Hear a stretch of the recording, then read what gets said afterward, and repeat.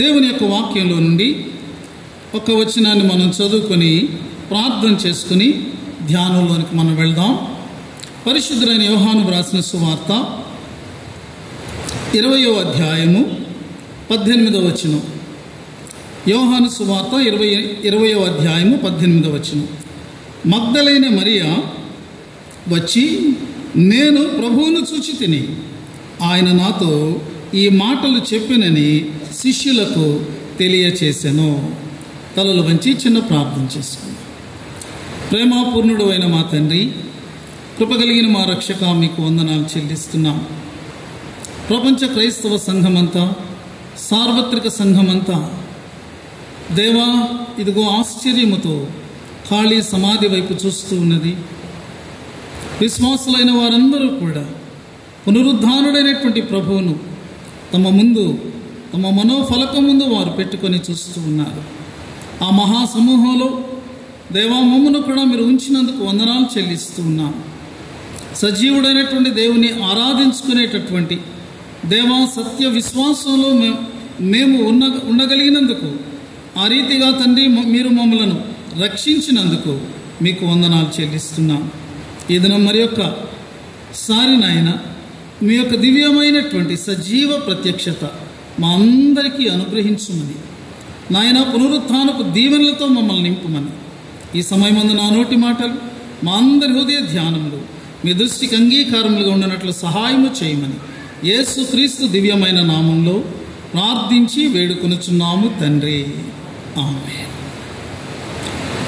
ప్రభునందు ప్రియమైన దేవుని బిడ్డలారా, ఒక ఇమాజినరీ కాన్వర్సేషన్, ఊహాత్మకమైనటువంటి ఒక సంభాషణ ఈ రీతిగా వ్రాయబడింది.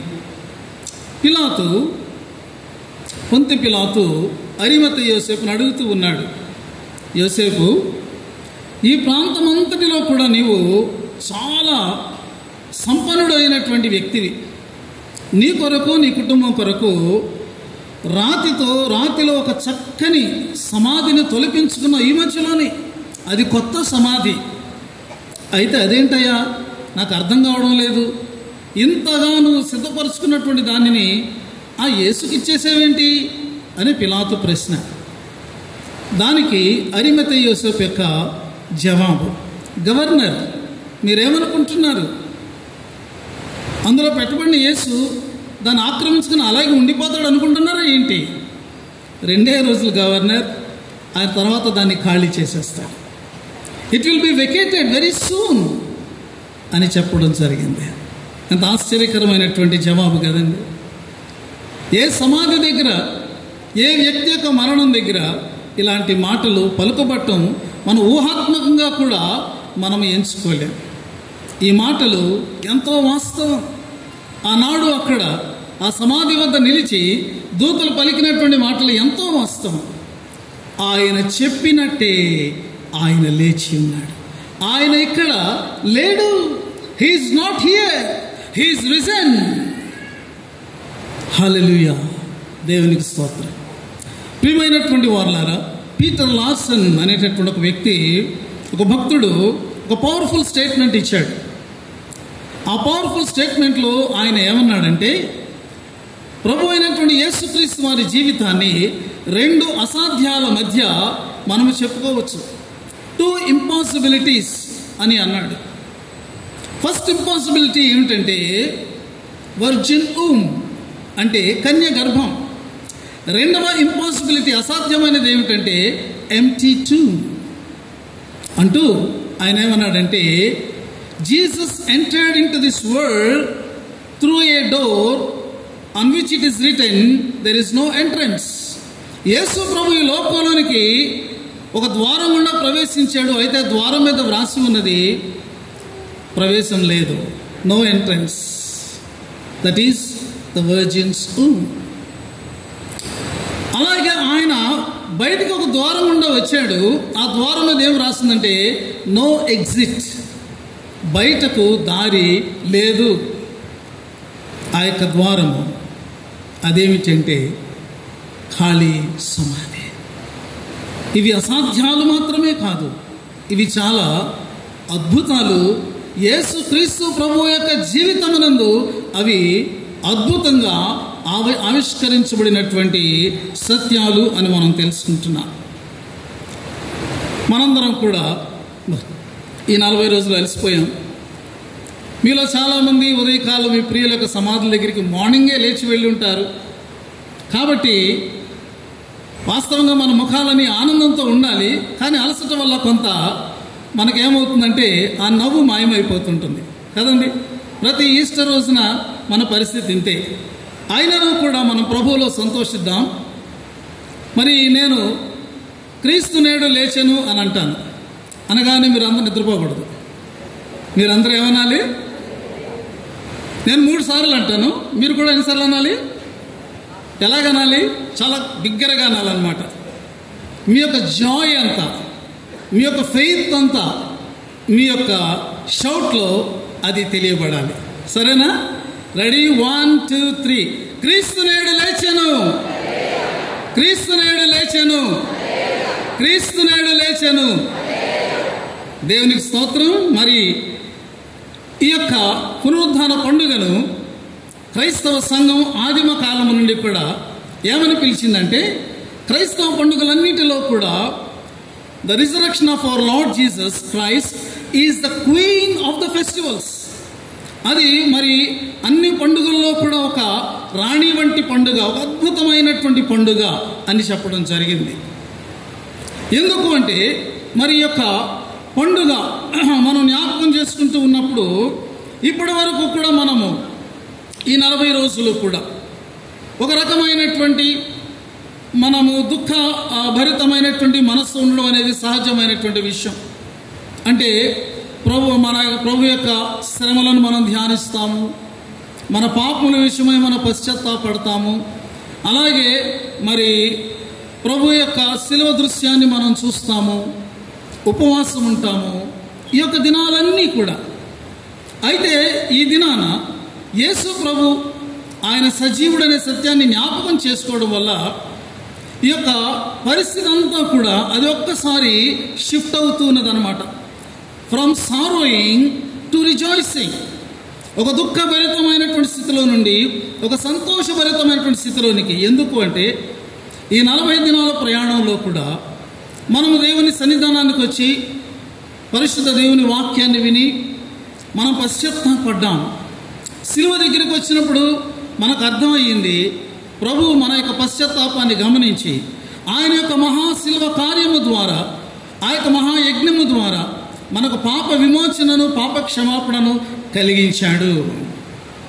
ఈరోజు ఆ చనిపోయినటువంటి ప్రభు అలాగే మరణంలో లేకుండా, ఆయన సమాధిలో లేకుండా ఆయన ప్రత్యక్షమయ్యాడు. కాబట్టి జకర్యా గ్రంథంలో ఒక చక్కని మాట వ్రాయబడింది. ఆ మాటల యొక్క నెరవేర్పుగా దీనిని మనం ఎంచుకోవచ్చు. జకర్యా 8వ అధ్యాయం 19వ వచనంలో ఏం వ్రాయబడిందంటే, 4వ నెలలోని ఉపవాసము, 5వ నెలలోని ఉపవాసము, 7వ నెలలోని ఉపవాసము, 10వ నెలలోని ఉపవాసము యూదా ఇంటి వారికి సంతోషమును ఉత్సాహమును పుట్టించు మనోహరములైన పండుగలగును. The fasting is going to be, it will be turned into festive. ఒక పండుగగా మారిపోయింది. Now it is no more fasting. Now it is the time of feasting.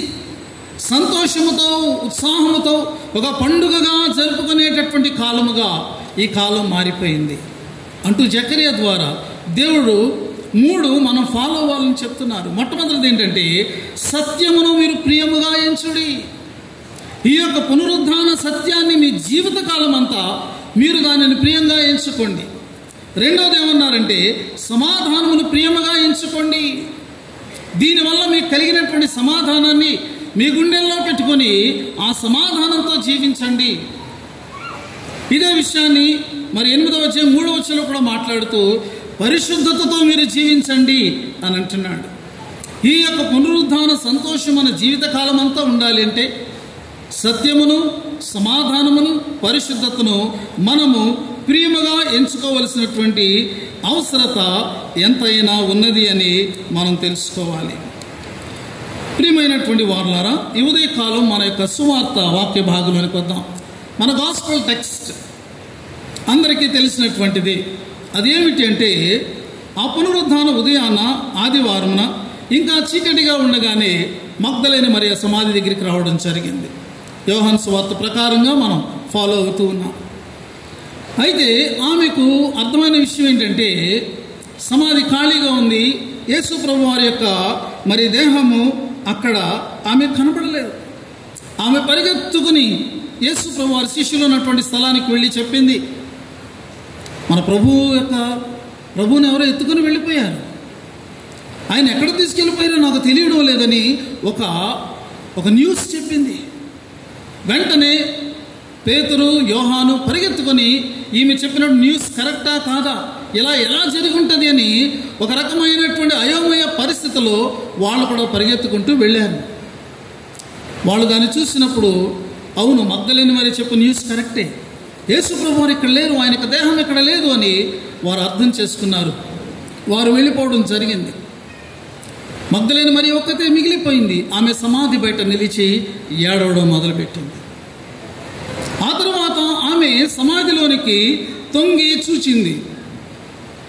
తొంగి చూచినప్పుడు ఆమెకు ఇద్దరు వ్యక్తులు కనపడ్డారు. వారిని గుర్తించి గమనించి ఆశ్చర్యపోయే అంత స్థితి ఆమెలో లేదు. అయితే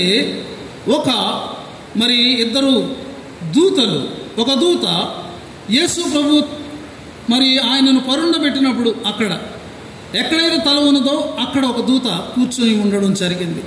ఆయన పాదములు ఎక్కడున్నాయో అక్కడ ఒక దూత కూర్చుని ఉండడం జరిగింది. యేసుదేహం అయితే లేదు. ఒక దూత తల వైపు, ఒక దూత పాదముల వైపు కూర్చుని ఉన్నారు. క్లార్కే అనేటటువంటి ఒక పండితుడు దీని మీద చక్కని మరి వ్యాఖ్యానం చేశాడు. ఆయన ఏమన్నాడంటే, ఈ యొక్క దృశ్యాన్ని చూస్తుంటే, సువార్తలో ఈ దృశ్యాన్ని చూస్తుంటే ఏమి జ్ఞాపకం వస్తుందంటే, దేవుని యొక్క మహాదేవాలయంలో అతి పరిశుద్ధ స్థలంలో మందస్సం అనేటటువంటిది ఉంటుంది. ఆ మందస్సం మీద కరుణాపీఠం అనేటటువంటిది ఉంటుంది. ఆ కరుణాపీఠమునకు ఈవల ఒక కెరూబు ఈ రీతిగా, ఈ చివర ఈవల ఒక కెరూబు ఈ రీతిగా ఉండడం జరుగుతుంది. ఇద్దరు దూతలు ఆ మధ్యలోనికి మహామహిమ కలిగినటువంటి దేవుని యొక్క మహిమ తేజస్సు దిగి వస్తూ ఉండేది. ఇప్పుడు సమాధిలోని దృశ్యాన్ని చూస్తుంటే అక్కడ దేహం ఏది లేకపోయినప్పటికీ కూడా ఒక దూత ఈవల, ఒక దూత ఆవల కూర్చుండుట మహిమ కలిగినటువంటి దేవుని యొక్క ప్రసన్నత దానికి సూచనగా ఉన్నది అని అంటున్నాడు. ఎంత అద్భుతమైనటువంటి వ్యాఖ్యానం కదా. ఆ ఒక్క చిన్న దృశ్యములో యేసు మహిమ కలిగినటువంటి దేవునిగా, తేజస్సు కలిగినటువంటి దేవునిగా మన ముందు ఆయన ఆవిష్కృతం అవడం అనేటటువంటిది ఎంతో గొప్ప సంగతి.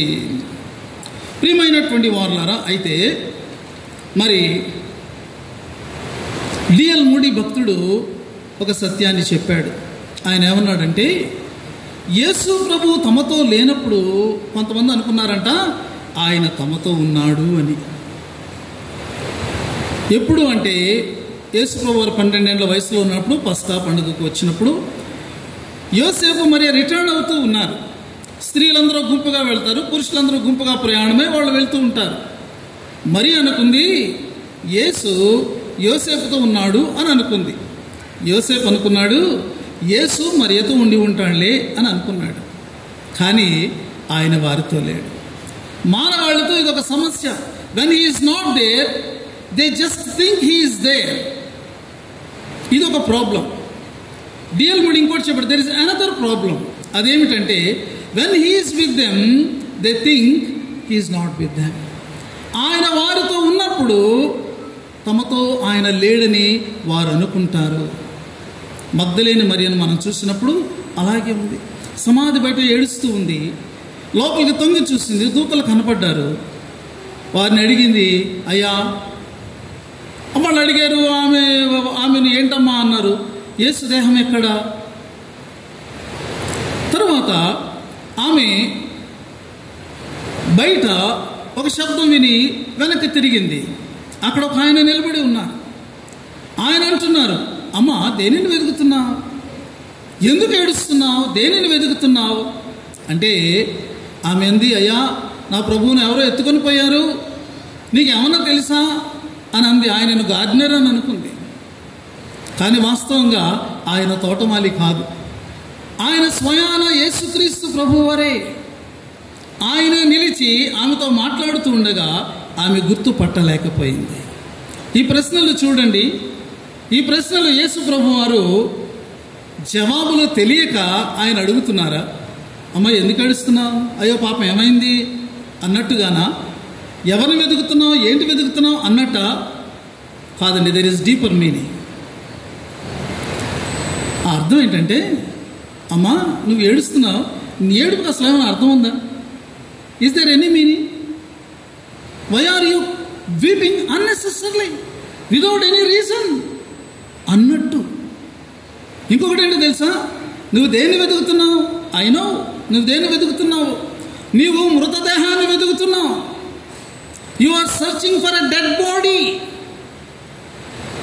దాన్ని నువ్వు వెతుకుతున్నావు. అలాంటి దానిని వెతకటంలో ఏమైనా అసలు మీనింగ్ ఉందా అని ప్రభువారు అంటున్నట్టు. ప్రియమైన వారులారా, ఆమె యొక్క కన్నీరు ప్రభువును ఆమె చూడకుండా అడ్డగించింది. అనేక సార్లు మానవ జీవితంలో, మరి ముఖ్యంగా విశ్వాసమైనటువంటి మన జీవితంలో, ఇదిగో ప్రభువుకు మనకు అడ్డుగా వచ్చేది ఏంటో తెలుసా? మన కన్నీరేనండి. The tears hinder you to see Jesus. మన జీవితంలో అనేకమైన దుఃఖాలు కలుగుతాయి, అనేకమైన భారాలు కలుగుతాయి, అనేకమైనటువంటి మరి కష్ట పరిస్థితులు మనకు వస్తాయి. ఆ సమయంలో మనము దుఃఖంలో మునిగిపోయి అనుకుంటాము, ప్రభు ఎక్కడా?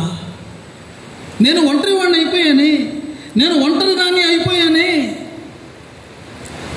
నా కోసం ఎవరు కూడా లేరు అని ఆ యొక్క కన్నీరు కళ్ళను కప్పినప్పుడు ఆయనను గమనించలేనటువంటి పరిస్థితి.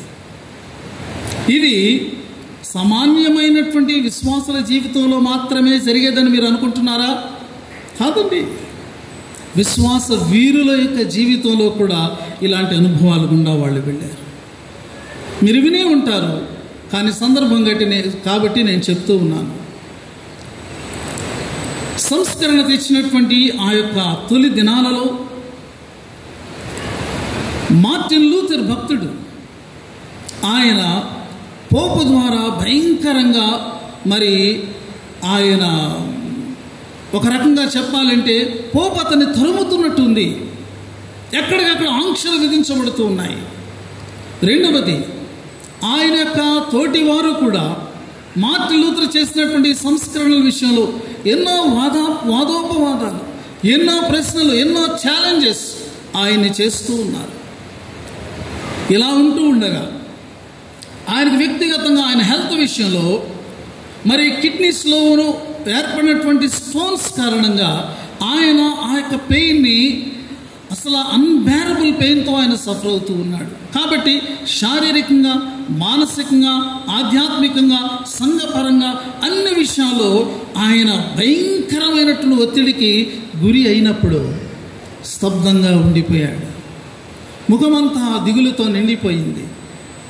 ఏమి చేయాలో తోచని పరిస్థితుల్లో అటు ఇటు దిక్కుతోచనిటువంటి వాడుగా పచారులు చేస్తూ ఉన్నాడు. ఆ సమయంలో ఈ యొక్క దృశ్యమంతటినీ కూడా ఆయన భార్య క్యాథరిన్ వాన్ బోరా గమనించింది. గమనించి వచ్చి దుఃఖస్వరంతో ఒక మాట చెప్పింది. ఆయన వింటూ ఉండగా ఏమని చెప్పిందంటే, గాడ్ ఈజ్ డెడ్ అని చెప్పింది. దేవుడు చచ్చిపోయాడు అని చెప్పింది. వెంటనే ఈయన తల విదిలించుకొని, దేవుడు చనిపోవడం ఏంటి అని ఆశ్చర్యంతో అడిగాడు. ఆమె అంది, నిజంగానే దేవుడు చనిపోయాడు. ఎందుకంటే నీ వాలకము దేవుడు చనిపోయాడు అనేటటువంటి రీతిగా నాకు కనబడుతుంది. నీ యొక్క టెన్షన్, నీ యొక్క మరి అయోమయ పరిస్థితి, నీ యొక్క దిగులు, నీ స్తబ్దత, ఇవన్నీ ఏం చెప్తున్నాయో తెలుసా? God is dead. వెంటనే మార్టిన్ లూథర్ మరలా మేల్కొన్నట్టుగా అతడు ఒక్కసారి అతనిలో మార్పు వచ్చింది. వెంటనే తన భార్య అయినటువంటి క్యాథరిన్ వాన్ బోరాకు అతడు థ్యాంక్స్ చెప్పి ఒక మాటను లాటిన్ భాషలో అతడు గట్టిగా పలికాడు. ఆ మాట ఏంటంటే వివిత్ అని అన్నాడు. అంత మాత్రమే కాకుండా తను ఎక్కడైతే స్టడీ చేసుకుంటాడో ఆ డెస్క్ మీద ఆ మాటను రాసుకున్నాడు. వివిత్ అనే లాటిన్ మాటకు అర్థం ఏంటంటే హీఈస్ అలైవ్. ఆయన సజీవుడు, ఆయన సజీవుడు. ఎప్పుడైతే ఆయన సజీవుడు అనేటటువంటిది మరలా ఆయనకు తట్టిందో వెంటనే అతనికి ఉన్నటువంటి దిగులు పోయింది. పోపు వల్ల కలుగుతున్నటువంటి మరి ఆ యొక్క భయం పోయింది. ఈ యొక్క తన స్నేహితుల వల్ల, తన యొక్క తోటి వారి వల్ల కలుగుతున్నటువంటి ఆ యొక్క సవాళ్లకు అతడికి లోనటువంటి ఆందోళన పోయింది. తనకు కలిగినటువంటి శారీరక రుగ్మత విషయంలో కూడా అతనికి హోప్ కలిగింది. అప్పటి నుండి కూడా ఎప్పుడైనా మరలా ఇలాంటి ప్రతికూలమైన పరిస్థితులు వస్తే అతడు తన డెస్క్ దగ్గరికి వెళ్ళి తను ఆ యొక్క డెస్క్ మీద చిక్కుకున్నటువంటి వివిత్ ఆయన చూసుకునేవాడు. ఎప్పుడైతే హీఈస్ అలైవ్ అనే మాట చూసుకున్నాడు, మరలా ఒక న్యూ ఎనర్జీ, ఒక న్యూ స్ట్రెంగ్త్, స్పిరిచువల్ పవర్ ఆయన పొందుతూ ఉన్నానని ఆయన సాక్ష్యం ఇచ్చాడు. మన జీవితంలో కన్నీరు సహజమే, కానీ ప్రభువు కనబడనంతగా ఆ కన్నీరు కమ్మేస్తే ఆయన అంటాడు, ఏమైనా అర్థం ఉందా నువ్వు ఏడ్చుటలో, నీవు దుఃఖించుటలో ఏమైనా అర్థం ఉందా అంటాడు ఆయన. నీవు దేన్ని వెతుకుతున్నావు? ఇదిగో నీ యొక్క దుఃఖానికి అర్థమే లేదు, నేను ఇక్కడ ఉన్నాను, నేను ఇక్కడ సజీవుడను అనేటటువంటివి ఆయన మాటలో స్ఫురిస్తున్నవి. అయినను ఆమె గుర్తుపట్టలేకపోయింది కదా. కరుణామయుడైనటువంటి ప్రభు ఏమని ఆయన ఆమె పట్ల మరి ఎలా ప్రవర్తించారు అని మనం చూస్తే ఆయన అంటారు, మరియా ఆయన పిలిచారు. ప్రభువారు ఒక తండ్రి సమానునిగా ఎప్పుడూ కూడా ఆయన పరిచర్య చేస్తున్నప్పుడు తనను వెంబడించేవారు, ఆయన పలకరించేవారు. ఈ యొక్క స్త్రీని ఎప్పుడు ఆయన పిలిచినా మరియా అని ఆయన పిలిచేవారు.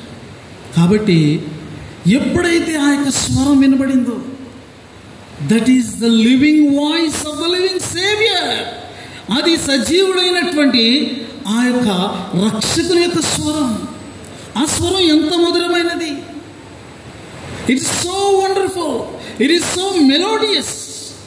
ఆ యొక్క స్వరంలో ఎంతో ప్రేమ, ఆర్ద్రత ఉన్నాయి. ఒక్కసారి మరలా ఆ యొక్క పిలుపును విన్నప్పుడు ప్రియమైనటువంటి వారులారా, మగ్దలేని మరియలో ఉన్నటువంటి దుఃఖం అంతా పటాపంచలైపోయింది. ఆమె యొక్క వెతుకులాటంతా ఇది వ్యర్థమైనటువంటి వెతుకులాటని అర్థమైపోయింది. ఒక్కసారి ఆశ్చర్యమైనటువంటి నేత్రాలతో ఆయనను చూస్తూ, ఎప్పుడు ఆమె ఆయనను పిలిచినట్టే గౌరవప్రదంగా భక్తిభావంతో ఆమె అంది, రబ్బూనీ అని పిలిచింది. చూసారా, సజీవుడైనటువంటి ప్రభు ఆయన మనలను పేరుతో పిలిచేవాడుగా ఉన్నాడు. నా కుమారుడా, నా కుమార్తె. ఆయనకు మన దుఃఖం తెలుసు, మన అయోమయ పరిస్థితి తెలుసు, మన మానవ బలహీనత తెలుసు.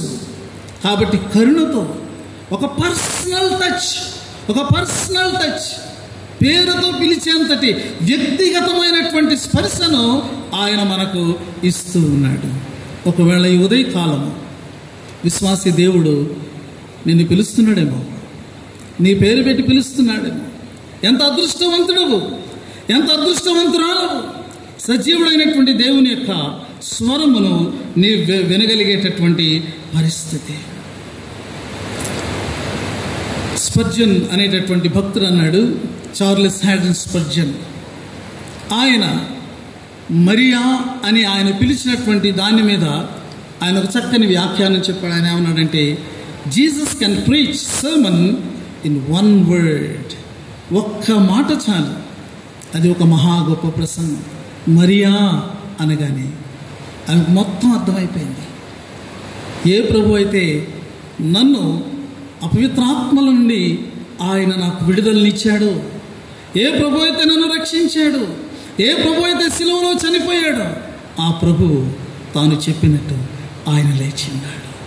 He is risen. A wonderful message, a complete message in one word. ఆయన మన పేరు పిలిస్తే చాలండి, సమస్తము మనకు అవగతమైపోతాయి. ఇక్కడ చార్లెస్ హ్యాడన్ స్పర్జన్ మరొక అద్భుతమైనటువంటి విషయాన్ని ఆయన చెప్పాడు.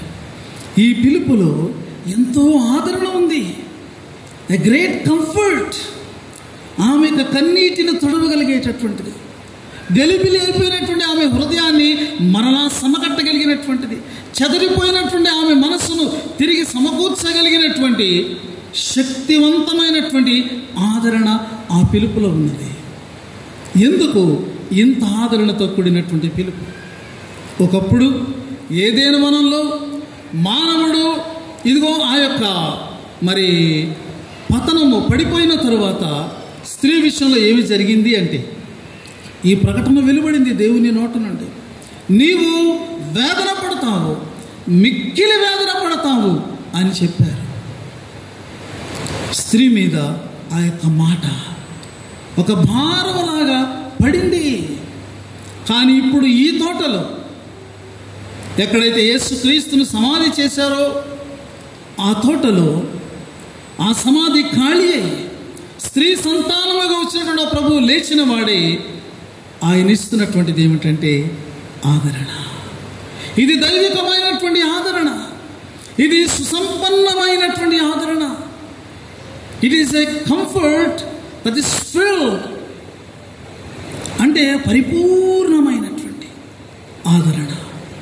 వేదనకు గురి అయినటువంటి స్త్రీకి మరింత అధికమైనటువంటి ఆదరణతోనూ మాధుర్యముతోనూ కూడినటువంటి ఆదరణ ఇక్కడ ప్రకటించబడుతూ ఉన్నది అని అన్నాడు. శాపాన్ని యేసు ప్రభువారు ఎలాగ తీసివేశారో చూశారు. స్త్రీ జాతి మీద ఉన్నటువంటి శాపముగా అది ఒకవేళ మనం చెప్పుకుంటే, ఇప్పుడు ఆ యొక్క శాపము లేదు. ఒక తోటలో శాపం, ఒక తోటలో శాప విముక్తి, ఒక తోటలో వేదన, ఒక తోటలో సంపూర్ణమైనటువంటి ఆదరణ, సమాధానం మనం ఇక్కడ చూస్తూ ఉన్నామండి. యేసు ప్రభువారు అన్నారు, ధైర్యము తెచ్చుకొనుడి, నేను లోకమును జయించి ఉన్నాను అని అన్నారు. ఇంకా ఆయన అన్నారు, నేను జీవించుచున్నాను గనక మీరును జీవిస్తా, because I live you too shall live అనేటటువంటి అద్భుతమైనటువంటి విషయాన్ని మనం చూస్తున్నాం. ఈ యొక్క పరిస్థితి అయిన తర్వాత ప్రభువు తన యొక్క మొట్టమొదటి పునరుద్ధాన ప్రత్యక్షతను మగ్దలేని మరియకి ఇచ్చిన తర్వాత బహుశా మగ్దలేని మరియ ఆయన పాదాలను తాకడానికి ఆమె ప్రయత్నం చేస్తూ ఉన్నదేమో. ప్రభువారు అంటున్నారు, ఇదిగో నేను ఇంకనూ తండ్రి యొద్దకు ఎక్కిపోలేదు గనుక నన్ను ముట్టుకొనవద్దు అని అంటున్నారు ఈ వాక్య భాగం. ఏమిటి దీని అర్థం? ఎప్పుడైనా ఆలోచించారా? నన్ను ముట్టుకోవద్దని ప్రభువు అంటున్నారు. నేను ఇంకా తండ్రి యొద్దకు ఎక్కిపోలేదు కాబట్టి నన్ను ముట్టుకోవద్దు అని అంటున్నారు. ప్రియమైన వారులారా, ఈరోజు మనకు అర్థం కాకపోవచ్చు, కానీ నాడు ఈ సువార్తను ఎవరైతే అందుకున్నారో వారికి క్లియర్గా అర్థమైంది. అది ఏమిటి అర్థమైనటువంటి విషయం? యేసు లేచినటువంటి ఈ యొక్క రోజు ఆదివారం అండి. ఈరోజు యూదులకు మరొక అద్భుతమైనటువంటి పండుగ వాళ్ళు చేసుకుంటారు. 3 పండుగలు వరుసగా వస్తాయి ఇశ్రాయేలీలకి, యూదులకి. మొట్టమొదటిది ఏంటంటే పస్కా, నీసాను మాసము 14వ రోజు. నీసాను వాళ్ళకి ఫస్ట్ మంత్ ఇయర్లో. తర్వాత 15వ తారీఖు వాళ్ళు పులియని రొట్టెల పండుగను ఆచరించడం మొదలు పెడతారు. 16వ తారీఖు వారు ప్రథమ ఫలముల పండుగను ఆచరిస్తారు. ఈ విశేషాలన్నీ కూడా మనకు లేవియకాండం 23వ అధ్యాయంలో చక్కగా వ్రాయబడ్డాయి. అయితే ముఖ్యంగా ఈ యొక్క ప్రథమ ఫలముల పండుగ గురించి మనం చదువుకుంటే లేవియకాండం 23వ అధ్యాయము 10-11 వచనాలు ఈ మాటలు వ్రాయబడ్డాయి. పంటను కోయినప్పుడు నీ మొదటి పంటలో ఒక పనను యాజకుని యొద్దకు తేవలెను. యెహోవా మిమ్మును అంగీకరించినట్లు అతడు యెహోవా సన్నిధిని ఆ పనను అల్లాడింపవలెను. విశ్రాంతి దినమునకు మరునాడు యాజకుడు దానిని అల్లాడింపవలెను. ప్రథమ ఫలమును పంటలో నుండి తీసుకుని వస్తే దానిని దేవుని సన్నిధిలో అలాగున దానిని అల్లాడించడం జరుగుతుంది. దీనిని ఏమంటారంటే అల్లాడించు అర్పణ, ఇంగ్లీష్లో వేవ్ ఆఫరింగ్ అని అంటారు. యేసుక్రీస్తు నాటికి యూదుల్లో ఉన్నటువంటి విధానం ఏంటంటేనండి, పస్కా పండుగ రోజున 3 గంటలకు ప్రధాన యాజకుడు ఇశ్రాయేలు జాతి అంతటి కోసం కూడా ఒక గొర్రె పిల్లను అతడు పాప పరిహారార్థ బలిగా అర్పిస్తాడు. అర్పించిన తర్వాత ఈ ప్రధాన యాజకుడు హైడింగ్లోనికి వెళ్ళిపోతాడు. ఎవరికి తెలియనటువంటి ఒక రహస్య స్థలంలోనికి వెళ్ళిపోతాడు. మరలా కనపడడు. అదైన తర్వాత 3వ రోజు ఉదయమే, అనగా ఈ ప్రథమ ఫలముల పండుగ ఉదయకాలమందే అతడు పొలంలోనికి వెళ్ళి శ్రేష్టమైనటువంటి పనను అతడు కట్ చేసి దానిని అతడు దేవాలయం దగ్గర తీసుకుని వస్తాడు. ఈ దేవాలయంలోనికి వెళ్ళి అతడు బయటకు వచ్చే వరకు కూడా మధ్యలో ఎవ్వరూ అతన్ని తాకడానికి కానీ అతని దగ్గరికి వచ్చి అతను ముట్టుకోవడానికి కానీ వారికి అనుమతి లేదు. అతడు ఈ పనను తీసుకుని వెళ్ళి దేవుని సన్నిధిలో నిలబడి దానిని అల్లాడించడం జరుగుతుంది. ఇదేంటంటే ప్రథమ ఫలము, పూర్తి పంట ఇంకా రాలా, ప్రథమ ఫలం ఇది. దానిని అతడు అల్లాడించిన తర్వాత దేవుడు దానిని అంగీకరించాడు అని గ్రహించిన తర్వాత అప్పుడు ప్రధాన యాజకుడు ఆలయం వెలుపలికి వస్తాడు. వెలుపల ప్రజలందరూ కూడా, ఇశ్రాయేలు సమాజం అంతా, పండుగకు వచ్చిన వారందరూ కూడా వారు వేచి ఉంటారు. అప్పుడు అతడు వారిని ఆశీర్వదించి వారి దగ్గరికి వెళ్ళి వారికి షేక్ హ్యాండ్స్ ఇస్తాడు. వారిని అలాగే ఎంబ్రేస్ చేసుకుంటాడు. వారిలో అతడు కలిసిపోవడం జరుగుతుంది. ఇక్కడ యేసు ప్రభువారు ప్రధాన యాజకునిగా ఆయన మాట్లాడుతున్నారు. నేను ఇక తండ్రి యొద్దకు ఎక్కిపోలేదు, నేను ఆయన దగ్గరికి వెళ్ళవలసినది కాబట్టి డోంట్ టచ్ మీ. ప్రధాన యాజకుడు యేసుక్రీస్తు ప్రభువే. మరి ప్రథమ ఫలం విషయం ఏంటి? పౌలు కొరింథీయులకు రాస్తూ మొదటి పత్రిక 15వ అధ్యాయం 20వ వచనంలో ఏమంటాడంటే, ఇప్పుడైతే నిద్రించు వారిలో ప్రథమ ఫలముగా క్రీస్తు మృతులలో నుండి లేపబడి ఉన్నాడు. Jesus Christ is the first fruit. ఇంకా 23వ వచనంలో అంటాడు, ప్రథమ ఫలము క్రీస్తు, తరువాత క్రీస్తు వచ్చినప్పుడు ఆయన వారు బ్రతికింపబడుదురు అని అంటున్నాడు. నిద్రించిన వారిలో నుండి ప్రథమముగా లేచినటువంటి క్రీస్తు ప్రథమ ఫలము. 50 రోజుల తర్వాత వారు కోత పండుగను చేస్తారు. ప్రియమైనటువంటి వారిలో యేసు ప్రభు వారు ఇదిగో ప్రథమ ఫలముగా ఆయన లేచి ఉన్నాడు కాబట్టి ఆయనను విశ్వసించే వారందరూ కూడా ఆయన వచ్చినప్పుడు వారందరూ కూడా లేస్తారు. అంటే ఈ పండుగలో ప్రధాన యాజకుడు యేసు ప్రభు వారే, అల్లాడింపబడేటటువంటి ప్రథమ ఫలము కూడా యేసు ప్రభు వారే. గుడ్ ఫ్రైడే రోజున ప్రధాన యాజకుడు బలి అర్పణ అర్పించేటటువంటి ప్రధాన యాజకుడు ఆయనే. బలిపీఠం మీద బలిగా అర్పించబడినటువంటి ఆ యొక్క బలి పశువు యేసు ప్రభు వారే. ఈరోజు మనం చూస్తే ప్రధాన యాజకుడు ఆయనే, అర్పించబడుతున్నటువంటి ప్రథమ ఫలము కూడా ఆయనే. ఎంత అద్భుతమైన విషయం చూశారు. ఈ పండుగ యొక్క ఆత్మీయమైనటువంటి అర్థం, అసలు దేవుడు ఎందుకు ఈ పండుగని ఇచ్చాడో ఆ పండుగ యొక్క నెరవేర్పు యేసుక్రీస్తు ప్రభువులో చక్కగా నెరవేరుతున్నట్లు మనము చూడగలం. అంటే యేసు ప్రభు వారు ఆయన తండ్రి దగ్గరికి వెళ్ళి వస్తారన్నమాట.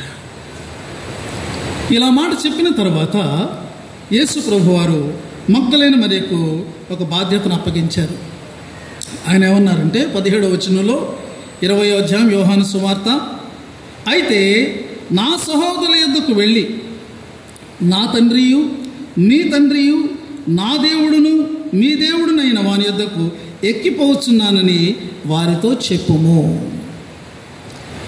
ఈ బాధ్యతను ఇచ్చేటప్పుడు యేసు ప్రభు వారి యొక్క సంబోధనలు మనం చూస్తే, ఇంతవరకు యేసు ప్రభు వారు ఆయన తన శిష్యులను శిష్యులుగానే ఆయన పిలిచారు. ఒకానొక సందర్భంలో మీరు ఇలా చేస్తే నాకు స్నేహితులు అవుతారు అని చెప్పారు. కానీ for the first time after the resurrection Jesus is addressing his disciples as his own brothers. గమనించారా? నా సహోదరులు అనేటటువంటి ఒక ఉన్నతమైనటువంటి పిలుపుతో యేసు ప్రభు వారు తన శిష్యులను సంబోధించడం మనం చూస్తున్నాం. ప్రియమైనటువంటి వారులారా, దీనిని మనం ఎలా అర్థం చేసుకోగలం? దీనిలో కూడా ఒక పరమార్థం ఇమిడి ఉందండి. అదేమిటి అంటే, పాత నిబంధనలో ఒక కీర్తన మెస్సియా కీర్తనగా గుర్తించబడింది. అది మనందరూ కూడా తెలుసు. అది సంకీర్తన 22. యేసు ప్రభు వారు ఆ యొక్క సంకీర్తనలో మొదటి వచనాన్ని శిలువ మీద మధ్యస్థపు మాటగా మాట్లాడారు. 3 మాటలు అయిపోయినాయి. ఆ తర్వాత 3 మాటలు, మధ్యలో 4వ మాట అదేమిటంటే, నా దేవా నా దేవా నా చేయి ఎలా విడిచిపెట్టావు అనేటటువంటి మాట. యేసు ప్రభు వారు వాస్తవంగా ఆ సమయంలో he was going through the situation. Father left him. యేసు ప్రభు ఒంటరి వారు అయిపోయారు. తండ్రి యొక్క ఎడబాటుకు ఆయన గురి అయిపోయారు. That was the real situation. అయితే యేసు ప్రభు వారు అలా తన యొక్క వాస్తవికమైనటువంటి పరిస్థితిని చెబుతూనే ఒక సందేశాన్ని ఆ క్రింద ఉన్నటువంటి ప్రధాన యాజకులకు ఇంకా ఎవరైతే యూదులు ఉన్నారో వారందరికీ ఇచ్చారు. యూదుల యొక్క పద్ధతి ఏంటంటేనండి, యూదుల యొక్క రబ్బీలు, గురువుల యొక్క పద్ధతి ఏంటంటే, నాడు యేసు ప్రభు వారి కాలంలో బైబిల్ ఇప్పుడు మనకున్నట్టు ఆ చాప్టర్స్గా వర్సెస్గా లేదు. అంతా కూడా ఒకటే అలా రాసుకుంటూ వెళ్ళిపోవడం జరిగింది. ఈ యొక్క చాప్టర్స్గా వర్సెస్గా ఈ మధ్య కాలంలోనే వాటిని డివైడ్ చేయడం జరిగింది, మనం చదువుకోవడానికి వీలుగా ఉంటుందని. అయితే అప్పుడు అది ఏకంగా ఒకే రీతిగా వ్రాయబడేది.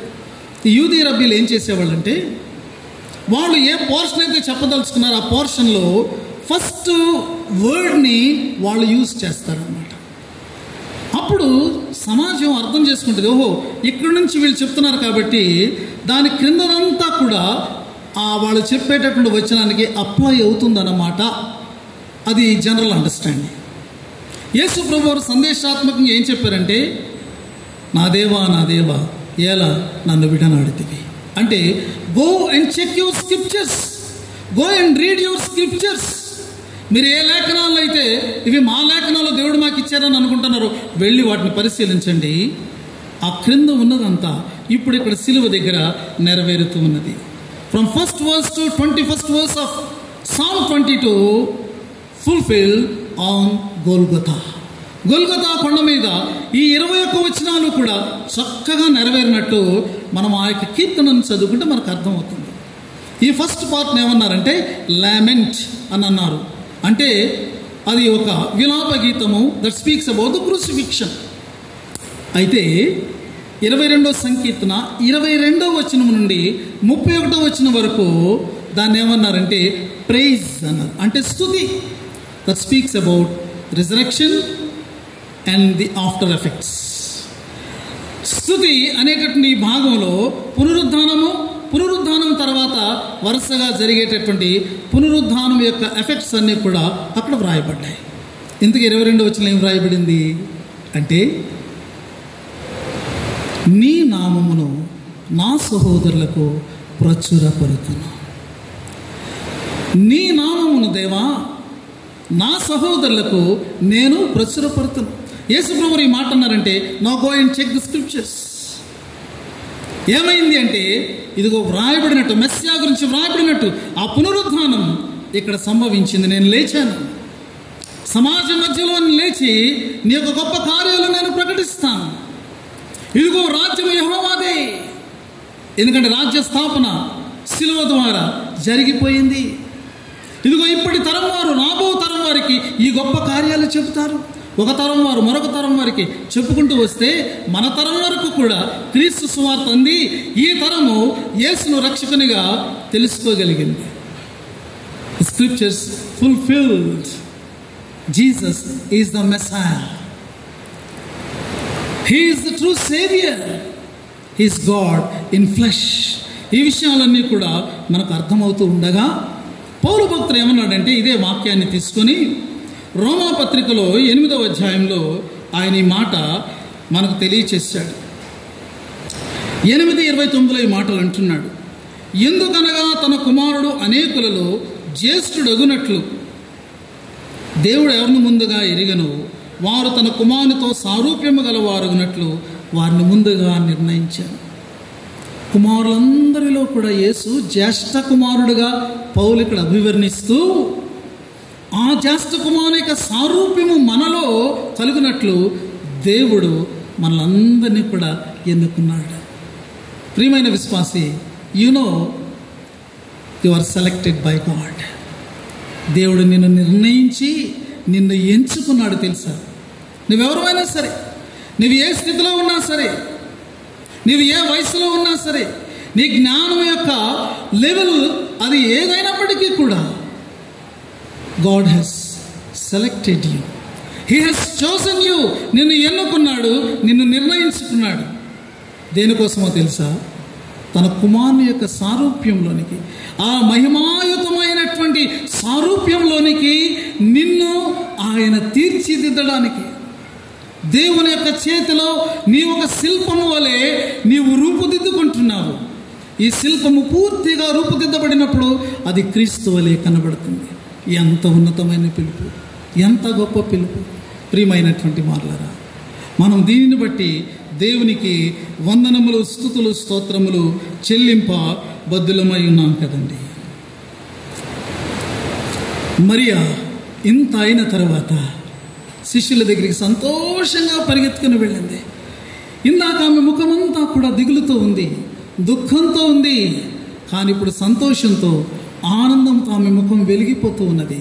ఆమె అన్నది, నేను ప్రభువును చూచితిని.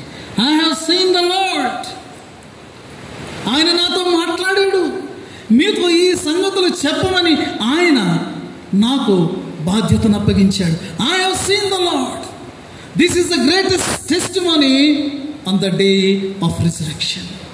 ఈరోజు నీవు నేను కూడా ఈ మాట చెప్పగలిగితే ఈ పండుగను మనం చేసుకున్న దానికి పరమార్థము ఉన్నట్టు. ఒక 2 ఎగ్జాంపుల్స్ నేను చెప్పి ముగించాలని నేను కోరుకుంటున్నాను. చాలా కాలం క్రితం 19వ శతాబ్ద కాలంలో, అంటే 1827 నుండి 1905 వరకు జీవించినటువంటి ఒక వ్యక్తి, ఆయన పేరు లూయిస్ వాలెస్ ఆయన పేరు. కానీ ల్యూ వాలెస్ అని ఎక్కువగా పిలవడం జరిగింది. ఈయన పరిస్థితి ఏంటంటే, ఈయన ఒక వయసుకు వచ్చిన తర్వాత క్రీస్తు పునరుద్ధానాన్ని నమ్మలేదు. క్రీస్తు పునరుద్ధానం బూటకం అని అనుకున్నాడు. అనుకుని ఏం చేశాడంటే, దానిని స్థాపించడానికి, ప్రూవ్ చేయడానికి పూనుకున్నాడు. అయితే ఇతడు అల్లాటప్ప వ్యక్తి కాదు.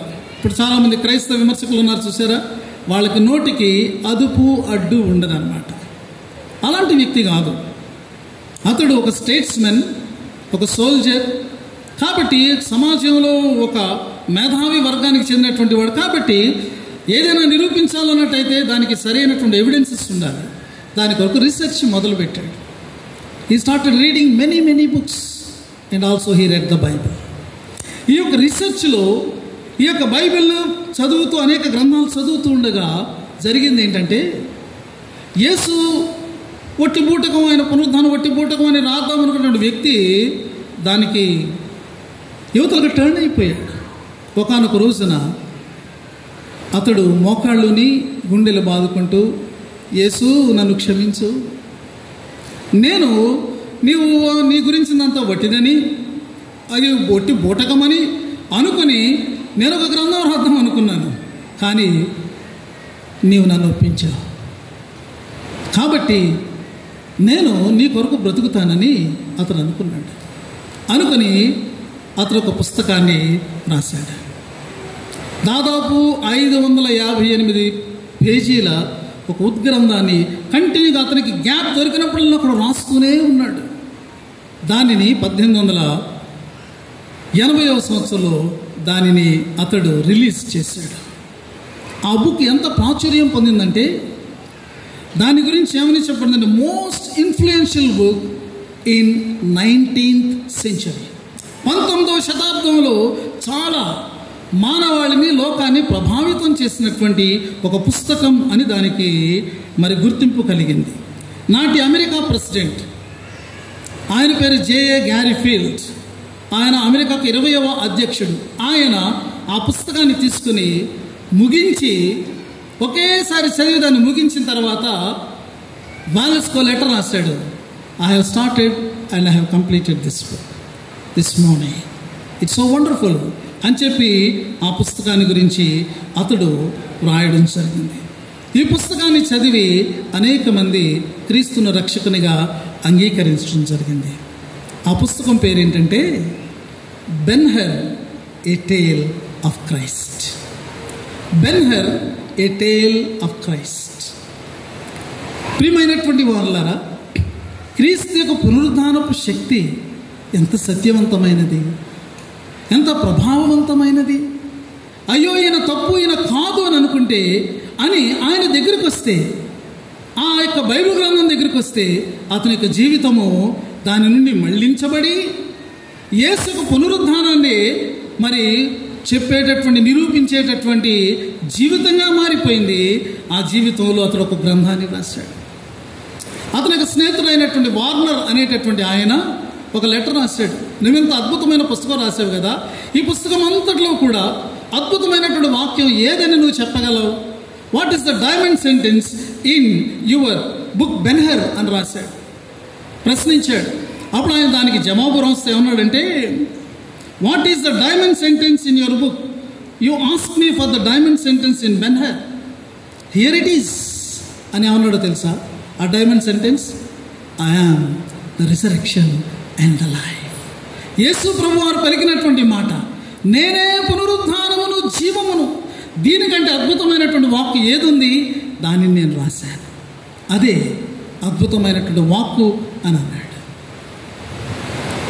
1959వ సంవత్సరంలో బెన్-హర్ని ఒక సినిమాగా తీయడం జరిగింది. మీలో చాలామంది దాన్ని చూస్తుంటారు.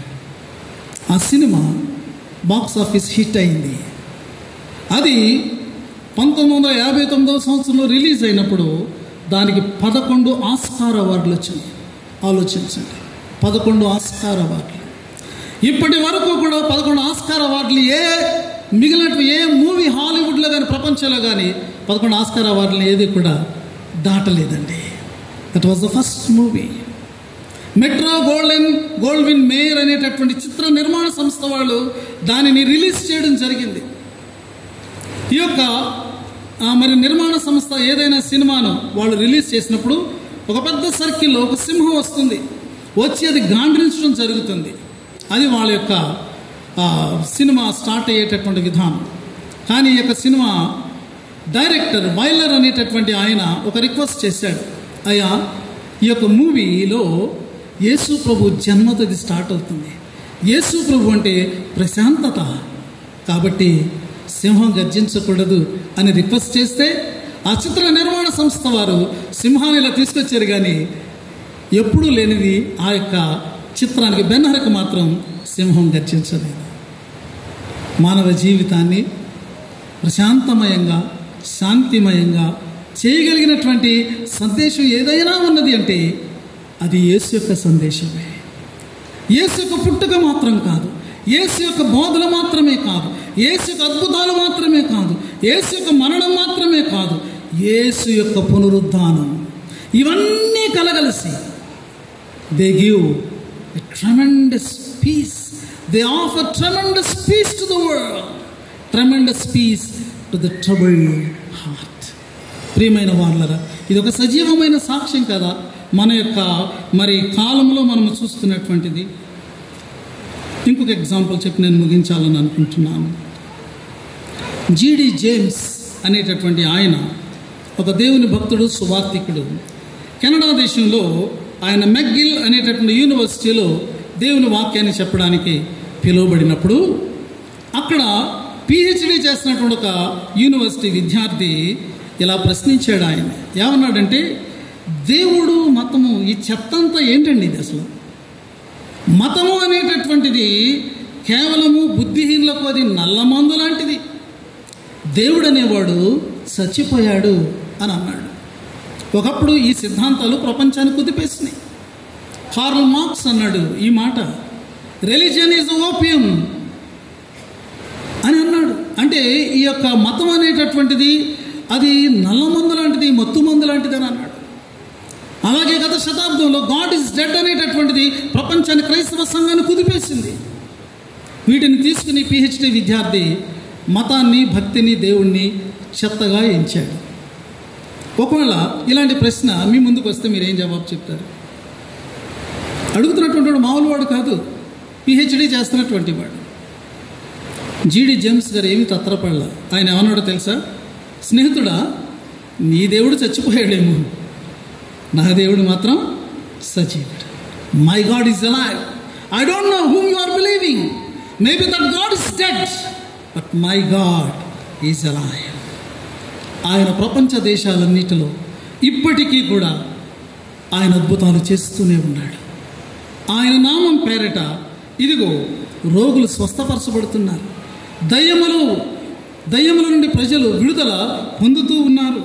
హృదయములు పరివర్తన చెందుతూ ఉన్నాయి. ఇది కట్టుకథ కాదు. It is not a cock and bull story. It is not a created story. This is what happening in this world today in the living name of Jesus. అంటూ ఇంకా ఏమన్నాడంటే, నాకు 30 మంది స్నేహితులు ఉన్నారు, దగ్గరైనటువంటి బంధువులు ఉన్నారు. ఎన్నో సంవత్సరాలుగా నేను వారిని ఎరుగుతును. వారు మూఢనమ్మకాలలో, ఛాందస భావాలలో మునిగిపోయినటువంటి వారు. వారి జీవితంలో మరి వారి గృహాలలో మద్యము, మగువ, నాట్యము వీటిని వారు కలిగి ఉండడం ద్వారా వారి యొక్క బ్రతుకులు దెబ్బతిన్నాయి. ఎప్పుడైతే సజీవుడైనటువంటి యేసు ప్రభువు వారిని తాకాడో వారి జీవితాలు పూర్తిగా మారిపోయాయి. ప్రపంచమందంతటా వేలాది కుటుంబాల్లో ఇదే సంభవిస్తూ ఉన్నది. ఇంకా అంటున్నాడు, ఒకవేళ మీ దేవుడు చనిపోయినా పర్లేదేమో స్నేహితుడా, నా దేవుణ్ణి తీసుకో, నా దేవుడైతే సజీవుడు అన్నాడు. ఎంత చక్కని జవాబిచ్చాడు, ఎంత చక్కని జవాబిచ్చాడు. సంగమా, మనం నమ్ముతున్న దేవుడు సజీవుడైనటువంటి దేవుడు. హల్లెలూయా. ఆదివారమున పునరుద్ధాన సత్యాన్ని ప్రకటిస్తూ ప్రకృతి కంపించింది, భూమి ప్రకంపించింది. ఆ ప్రకంపనలు ఆగిపోయినాయి ఆదివారం. కానీ నాట నుండి నేటి వరకు యేసుక్రీస్తు ప్రభుని యొక్క పునరుద్ధాన ప్రతిధ్వన యొక్క ప్రకంపనలు ప్రపంచంలో ఇంకా కూడా ప్రకంపిస్తూనే ఉన్నాయి. ప్రియమైనటువంటి వారలారా, ఈ ప్రకంపనల వల్ల మరణపు పునాదులన్నీ కూడా పెళ్లగించబడుతూ ఉన్నాయి. మరణమునకు గురైనటువంటి వారు ఇదిగో వారు నిత్య జీవానికి వారసులు అవుతున్నారు. సాతాను యొక్క కోటలన్నీ కూడా గొప్ప కూలిపోతూ ఉన్నాయి. లోకంలో జరుగుతూ ఉన్నది. అయితే ఈరోజు ఛాలెంజ్, నీ యొక్క ధ్వని, వ్యక్తిగతంగా నీ యొక్క ధ్వని ఈ పునరుత్థాన సత్యాన్ని ప్రతిధ్వనింపచేసేటటువంటి ధ్వనిగా ఉన్నదా? ఈ యొక్క ప్రతిధ్వనిలో నీ యొక్క కంఠము కూడా కలిసిందా? అది కూడా యేసు సజీవుడు, నేను ఆయనను చూచి తిని అని చెప్పగలిగేటటువంటి స్థితిలోనికి వచ్చిందా? అలాగైతే నీ జీవితం, నా జీవితం ధన్యం. మనం ఏకమవుదాం, మనకి కంఠాన్ని తెరుద్దాం, ఈ ప్రతిధ్వనిలో మన ధ్వనిని కలుపుదాం, లోకానికి చాటుదాం, యేసు సజీవుడు. దేవుడి ఉదయకాలం ముందు ఈ వాక్యంతో మిమ్మల్ని ఆదరించి బలపరిచి రక్షించునుగాక. ఆమేన్. సమస్త జ్ఞానం మించిన దేవుని